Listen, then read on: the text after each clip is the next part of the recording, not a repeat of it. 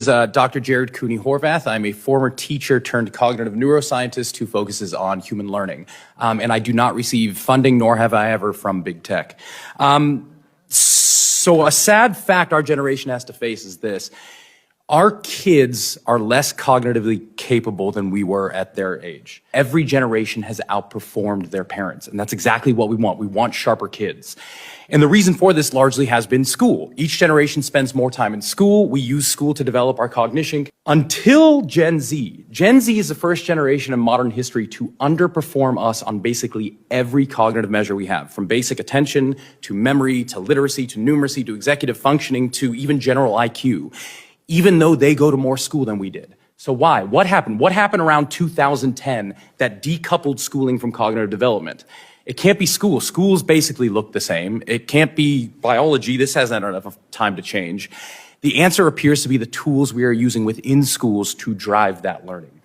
Across 80 countries, as Gene was just saying, if you look at the data, once countries adopt digital technology widely in schools, performance goes down significantly, to the point where kids who use computers about 5 hours per day in school for learning purposes will score over 2/3 of a standard deviation less than kids who rarely or never touch tech at school. And that's across 80 countries.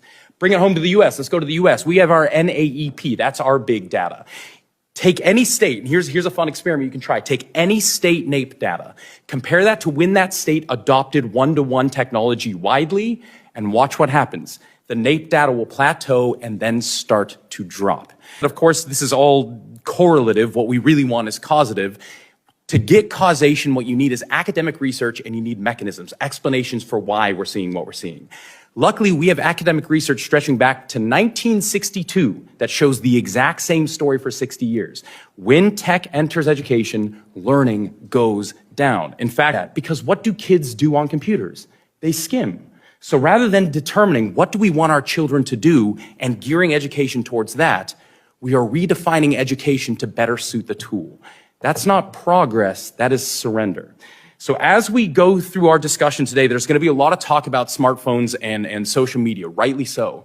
But I'm the voice here to remind you that even in schools, it doesn't matter what the size of the screen is, if it's a phone, if it's a laptop, if it's a desktop, and it doesn't matter who bought it.